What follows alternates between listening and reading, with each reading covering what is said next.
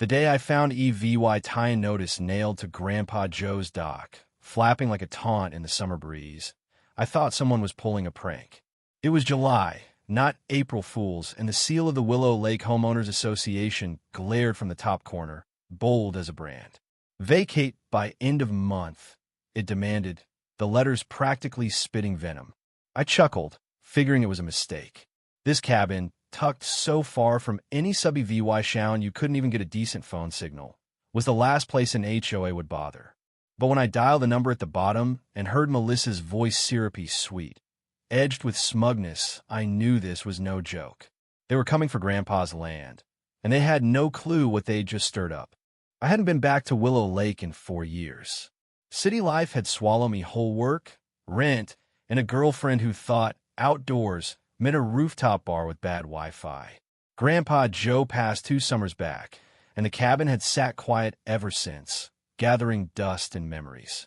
But something about that lake always pulled me back, its silence, so deep you could hear your own thoughts and not mind them. So, needing a breather, I threw some clothes in a bag, grabbed my buddy's dog, Max, and drove north with no plan. I rolled in at sunset, the lake swallowing the last light like a molten coin. The dock creaked under my boots, and there it was, the notice laminated like they wanted it to outlast a storm. Melissa's name was scrawled at the bottom. The notice claimed a new HOA had formed, and Grandpa's cabin was now common land subject to their rules. The word enforcement hit me like a slap. I stormed back to the cabin, Max trotting behind, and took in the place. It was unchanged. Grandpa's rocking chair still faced the water, his fishing pole propped like it was waiting for him. I dropped my bag, half expecting to hear him humming an old tune over a pot of stew. But the silence was broken by a thud under the floor, faint but hollow. Max's ears perked. I tapped my boot hollow again. Kneeling by the fireplace, I spotted a seam in the wood that didn't match. With a poker, I pried it open, revealing a compartment holding a metal box and a yellowed envelope. Grandpa's handwriting stared back. Saw if they come for the lake, check where the water meets the stone. Don't let him forget we were here first. So I sat back, heart racing, wondering if this was a treasure hunt or a ghost story. Next morning, I headed to town. At the general store, Mrs. Carter handed me a bag of jerky and a warning. The Willow Lake Preservation Council, led by Melissa Harper, a rich newcomer with a lake house a mile away, had started as a cleanup crew but morphed into an HOA with an iron grip. Melissa's place screamed money: solar panels, perfect lawn, a mailbox fancier than my car.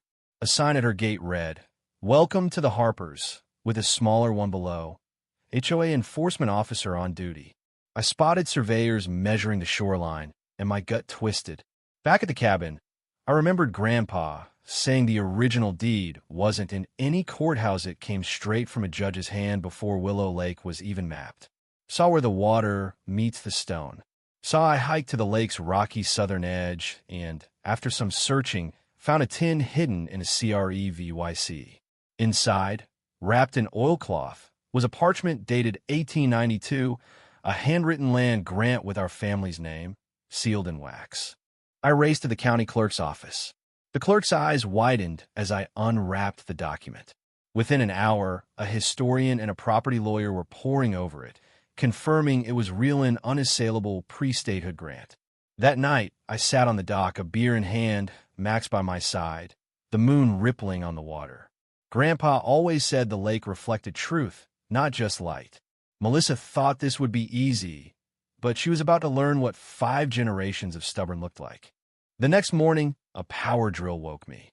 2 guys in neon vests were screwing an HOA-regulated zone sign into a tree by the driveway. I stepped out in boxers and boots, asking if they were lost.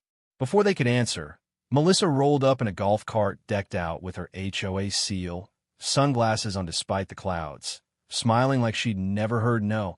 I asked how many rules I was breaking by existing. She handed me a glossy map showing the cabin inside her new HOA boundaries, claiming a regional analysis gave her authority. I held up the map, asked if it was printed at a carnival, and told her my land grant was older than her hair dye. She brushed it off, saying old records didn't matter against municipal interpretation. It was nonsense, but I had the grant, and it was bulletproof. The HOA didn't stop. A guy with a clipboard showed up, snapping photos for a structure inventory. I told him the only thing he'd inventory was the walk back to his car. He listed violation shoreline maintenance, roof color, dock materials. I said the dock was built in 1947, more authentic than half the lake's residents. He kept snapping. I snapped back, taking photos of him. Furious but grinning, I met up with Tom, Grandpa's old fishing buddy, now running a bait shop. He laughed at Melissa's map, saying it didn't match the courthouse's plat maps. We pulled the real surveys. Pro-VY-ing the HOA had stretched their lines over properties that never joined. I fought back with my own sign, private property entry filmed for comedy.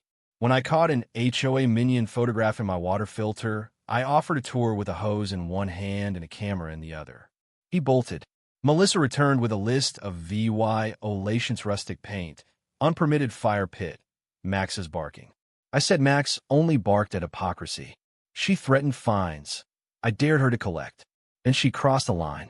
Her workers staked off part of my shoreline for a community kayak point. I stood in their way, asking if they could swim. They left.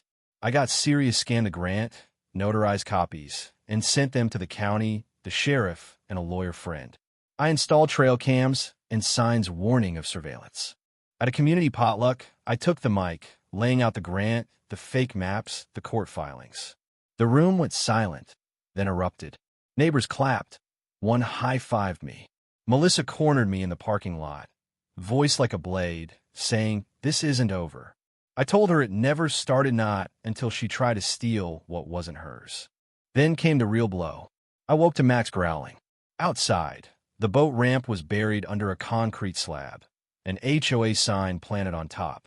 Compliance project due, not remove. Trail cam footage showed Melissa directing workers at 3 a.m. I didn't scream. I edited the video, added a sarcastic voiceover, and posted it everywhere: community groups, boating forums, land rights pages. It went viral. Locals raged. A retired judge called it malicious interference, and the news ran the story. A late-night show even roasted Melissa's concrete crimes. She showed up the next day, accusing me of defamation. I handed her property laws and invited her to debate on camera. She declined. My lawyer confirmed the HOA had no right to alter my land. Pouring concrete was prosecutable. I filed a complaint with the county, including the grant and a 1948 judge's reaffirmation I'd found in the metal box under the floor. The county launched an investigation, ordering me not to touch the ramp. I didn't need to. I hosted a concrete cookout, inviting neighbors in the news. We laughed, ate, and waved signs like "Welcome to Melissa's damn HOA." A voicemail from a private investigator revealed Melissa was working with a developer planning a luxury resort. My land was the last holdout. Tom called me to the town archives, showing me a ledger from 20 years ago. A filing error had left my land unzoned, making it vulnerable. Melissa knew and exploited it. We copied the denke, and I found emails between her and the ex-sheriff plotting boundary grabs. I handed everything to the county commissioner, who promised a state-level re-VYEW. A state land rights attorney revealed the developer's shell corporation, with Melissa promised a payout to clear the shoreline. It wasn't about rules, it was about money. I went public, posting the emails, the filing error, the developer's plan. The internet exploded. News ran back-to-back segments, and the state launched an audit. Melissa vanished. Her house darkened. HOA signs disappeared. The county confirmed my land's exemption under territorial law, and interference was now trespassing. I framed the letter above the fireplace and hosted a small gathering. We grilled, sang, and laughed, the lake shimmering under the stars. But I wasn't done. A developer's lawyer offered me a fortune to sell, with a non-disclosure clause. I gave him 30 seconds to leave. They retaliated with legal challenges, noise complaints, anything to bury me in paperwork. My attorney countered fiercely.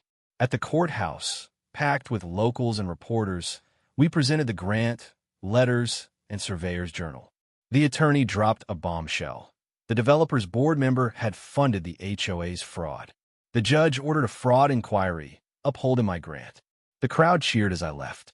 The developer withdrew, Melissa's house sold, and the HOA dissolved. I petitioned to make the land a historical conservation easement, protecting it forever. The town council passed it unanimously, listing Willow Lake as a protected site. I built a shelter to display the grant and documents, not a museum, but a reminder. Neighbors shared stories, and a teacher brought students to learn. One foggy morning, I wrote Grandpa a letter, slipping it under the fireplace stone. The cabin stood, the lake was free, and I'd done right by him. The concrete slab cracked, just like Melissa's lies.